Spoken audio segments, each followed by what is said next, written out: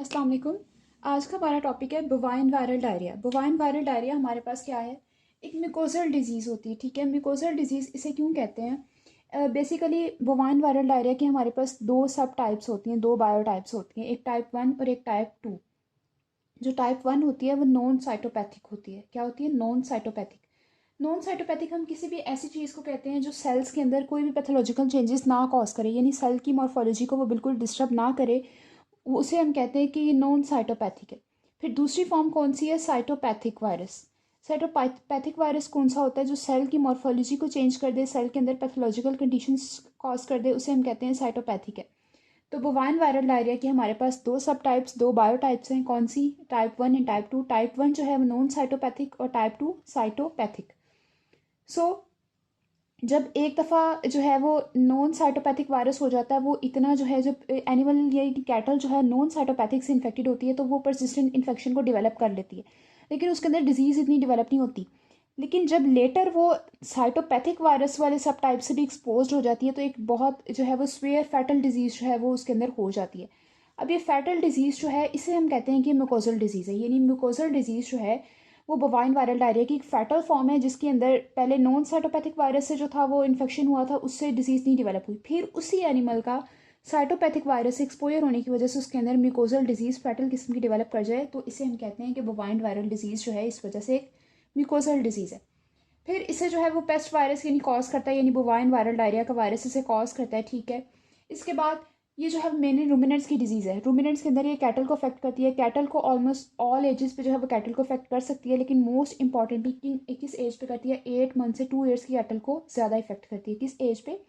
8 month से 2 years की cattle को ये ज़्यादा इफेक्ट करेगी। उसके बाद वही बात है कि इन अर्ली लाइफ जब एनिमल यानी कैटल का नॉन साइटोपैथिक वायरस से एक्सपोजर हुआ, वो इससे इन्फेक्ट हो गई।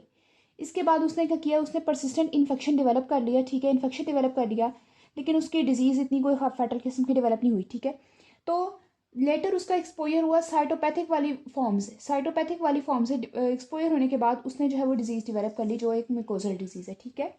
उसके बाद इसके क्लिनिकल साइंस एंड सिम्टम्स में हम देखें तो सबसे पहले एनोरेक्सिया आता है, यानी लॉस ऑफ एपेटाइट, भूख नहीं लगती एनिमल को। फिर डिप्रेशन होता है, ठीक है। उसके बाद प्रोफ्यूज डायरिया यानी वाटरी डायरिया, बहुत स्वेयर किस्म का डायरिया उसे हम कहते हैं। एक रेगुलर डायरिया होता है, एक प्रोफ्यूज डायरिया होता है। प्रोफ्यूज डायरिया के अंदर जो है वो मोर फ्रिक्वेंटली जो होते हैं, ठीक है, डायरिया होता है, ठीक है। इसके बाद मिल्क प्रोडक्शन जो है वो कैटल की स्टॉप हो जाएगी। फिर फीवर होता है, ठीक है। उसके बाद रूमेन की एटोनी यानी रूमिनल स्टेसिस हो जाती है, जिसके अंदर क्या होता है कि रूमिनल कंट्रक्शंस जो होती हैं वो बहुत कम हो जाती हैं, रेटिकुलर रूमिनल कंट्रक्शंस कम हो जाती हैं, ठीक है। रूमेन की हाइपोमोटिलिटी हो जाती है, जिसकी वजह से जो है वो फूड जो है वो आगे रूमेन से आगे मूव नहीं करता, जिसकी वजह से जो है वो भूख भी नहीं लगती और एनिमल जो है वो कुछ भी खाने को तैयार नहीं होता। उसके बाद लैक्रिमेशन भी होगी। फिर इसके अंदर नेजल डिस्चार्ज होगा। नेजल डिस्चार्ज जो है वो म्यूकोप्यूरिलेंट है, यानी म्यूकस विद पस जो डिस्चार्ज होगा, नेजल वो डिस्चार्ज होगा, यानी म्यूकस भी होगी और उसके अंदर पस भी होगी। नेक्स्ट हमारे पास बोवाइन वायरल डिजीज़ में क्या है कि इसकी लेयंस किस टाइप की होती है, ठीक है। लेयंस में इसके अंदर इरोयंस भी होते हैं और अल्सर्स भी होते हैं। इरोयन हमें पता है कि पार्शियल एपिथेलियम के डैमेज को हम कहते हैं इरोयन है, लेकिन अल्सर हम किसे कहते हैं? जब जो है वो टोटल एपिथेलियम का थ्रू आउट जो है वो लॉस्ट, एक्सटेंसिव लॉस हो जाता है एपिथेलियम को, तो उसे हम कहते हैं अल्सर, ठीक है। इरोयंस पार्शियल एपिथेलियम लॉस, ठीक है, इसके अंदर बेसमेंट मेम्ब्रेन डैमेज नहीं होती, लेकिन अल्सर के अंदर थ्रू आउट एक्सटेंसिव एपिथेलियम का लॉस होता है, जिसके साथ जो है वो बेसमेंट मेम्ब्रेन भी लॉस हो जाती है, ठीक है।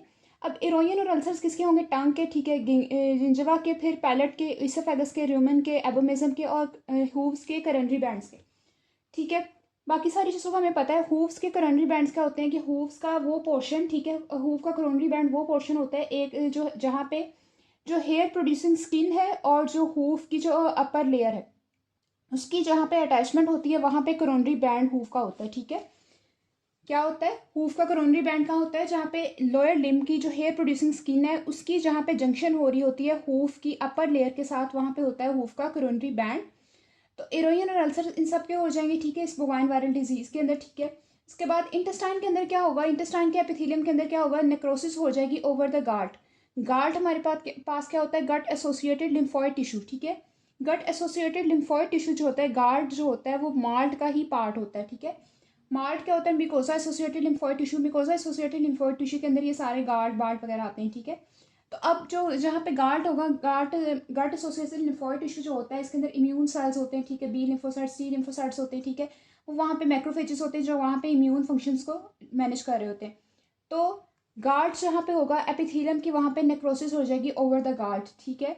उसके बाद एबॉर्शंस हो सकते हैं इस बोवाइन वायरल डायरिया में, फिर स्टिल बर्थ्स हो सकती है, ममीफाइड फीटसेस हो सकते हैं। ममीफाइड फीटसेस क्या होते हैं कि अगर जब इंट्रायूट्राइन फीटस की डेथ हो गई तो उसके वहाँ पे ऑटोलाइसिस स्टार्ट हो जाए और वहाँ पे प्लेसेंटल फ्लूइड की और ये फीटस की एब्जॉर्प्शन स्टार्ट हो जाए, ठीक है। उसके बाद इस डिजीज़ के अंदर मॉर्बिडिटी जो है वो वेरी करती है 20 से 50% तक। फिर इसके अंदर ये बात है कि मोर्टेलिटी बहुत ज़्यादा है, ऑल अफेक्टेड एनिमल्स जो होते हैं वो मर जाते हैं, ठीक है। इसके बाद माइक्रोस्कोपिकली इसकी लेयंस की बात करें तो माइक्रोस्कोप में जब हम देखते हैं तो फोकल हाइड्रोपिक डीजनरेशन नज़र आती है। हाइड्रोपिक डीजनरेशन क्या होती है कि इंट्रा सेलुलर जो वाटर है वो बहुत ज़्यादा वाटर आ जाता है, ठीक है। तो उसके बाद हमें जो माइक्रोस्कोप में नज़र आता है वो हाइड्रोपिक डीजनरेशन नज़र आती है सेल्स की एपिथेलियम के। उसके बाद जो स्ट्रेटम स्पाइनोजम होती है उसकी भी नेक्रोसिस हो जाती है। स्ट्रेटम स्पाइनोजम हमारे पास जो होती है एपिडर्मिस की, हमें पता है 5 लेयर्स है, ठीक है। स्ट्रेटम कॉर्नियम, लूसिडम, ग्रेनुलोसम, स्पाइनोजम, बेसेले, ठीक है। तो जब स्ट्रेटम बेसेले के ऊपर जो स्ट्रेटम स्पाइनोजम होती है इसकी भी नेक्रोसिस हो जाती है, ठीक है। अगर नीचे से हम काउंट करना शुरू करें तो सबसे नीचे स्ट्रेटम बेसेले होती है, फिर उसके ऊपर स्ट्रेटम स्पाइनोजम होती है। तो स्ट्रेटम स्पाइनोजम की भी क्या हो जाएगी, नेक्रोसिस हो जाएगी। फिर इसके बाद इरोजन्स हमें पता है कि एपिथेलियम का लॉस हो जाता है, ठीक है, पार्शियल लॉस। उसके बाद अल्सरेशंस हो जाती हैं कि थ्रू आउट एपिथेलियम का एक्सटेंसिव लॉस है। फिर हाइपरीमिया, यानी किसी भी ऑर्गन को जो ब्लड वेसल्स ब्लड सप्लाई करी हो उन ब्लड वेसल्स के अंदर ब्लड बहुत ज़्यादा हो जाए तो उसे हम कहते हैं हाइपरीमिया। फिर ग्रैन्युलोसाइट्स की इन्फिल्ट्रेशन हो जाती है। ग्रैन्युलोसाइट्स हमारे पास कौन से होते हैं, न्यूट्रोफिल्स, इओसिनोफिल्स, बेसोफिल्स, ठीक है, जो ग्रैन्यूल्स होते हैं, ठीक है, इनके पास। उसके बाद क्या होता है कि एबोमिज्म और इंटेस्टाइन। एबोमिज्म हमें पता है कि फोर्थ स्टमक का फोर्थ पार्ट होता है, ठीक है, ट्रू स्टमक जो होता है। इसके बाद इंटेस्टाइन और एबोमिज्म के अंदर जो विलस हैं और जो क्रिप्ट्स हैं उनके बीच नेक्रोसिस हो जाएगी। विलस क्या होते हैं, विलस जो होते हैं वो मेनली स्मॉल इंटेस्टाइन के अंदर होते हैं और ये वहाँ पे एब्जॉर्प्शन के लिए सरफेस एरिया को इंक्रीज करते हैं, ठीक है। और क्रिप्ट्स क्या होती हैं कि इंटेस्टाइनल एपिथेलियम की जो होती है वो इनवर्ड इन्वेजिनेशन होती है। इनके अंदर जो होते हैं वो प्रोजेनेटर सेल्स होते हैं जिनसे आगे मेजर सेल्स बनते हैं इंटेस्टाइन की एपिथेलियम के, ठीक है। तो इन सब की भी नेक्रोसिस हो जाएगी, विलस और क्रिप्स वगैरह की। फिर जो है एपिथेलियम का एक्सटेंसिव लॉस हो जाएगा। हमने देखा था स्टार्ट में कि ये जो बोवाइन वायरल डायरिया है ये एक मिकोजल डिजीज़ है। मिकोजल डिजीज़ इसी तरह है क्योंकि देखिए कितना सारा एपिथेलियम का लॉस हो रहा है, ठीक है, एक्सटेंसिव लॉस एपिथेलियम का हो जाएगा। फिर इसके बाद लेमिना प्रोप्रिया जो है वो इन्फिल्ट्रेट हो जाती है एक्यूट और क्रोनिक इन्फ्लेमेटरी सेल से। लेमिना प्रोप्रिया हमें पता है मिकोजा का ही पार्ट है। लेमिना प्रोप्रिया जो होते हैं वो कनेक्टिव टिश्यू की लेयर को कहते हैं, ठीक है। तो ये मिकोजा के जो 4 जो लेयर्स होती हैं, सिरोजा, मिकोजा, सब मिकोजा, मस्कुलरिस एक्सटर्ना वगैरह, ठीक है, इंटरना।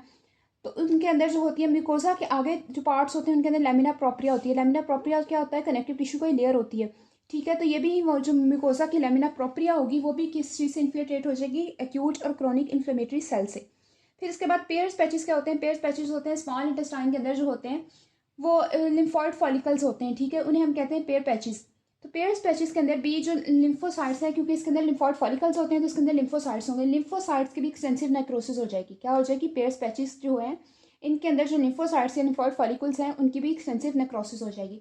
फिर इसके अलावा फाइब्रोनेक्रोटिक और फाइब्रोहेमरेजिक सूडोमेम्ब्रेन जो है वो कवर कर लेगी पेयर्स पैचेस को, इलियम को, लार्ज इंटेस्टाइन को। यानी फाइब्रोनेक्रोटिक और फाइब्रस और नेक्रोसिस से, वहाँ फाइब्रोसिस और नेक्रोसिस से और हेमरेज से वहाँ पे एक सूडो मेम्ब्रेन सी बन जाएगी। सूडो मेम्ब्रेन जो बनेगी वो क्या करेगी, वो कवर कर लेगी पेयर्स पैचेस को भी, इलियम को भी और लार्ज इंटेस्टाइन को भी।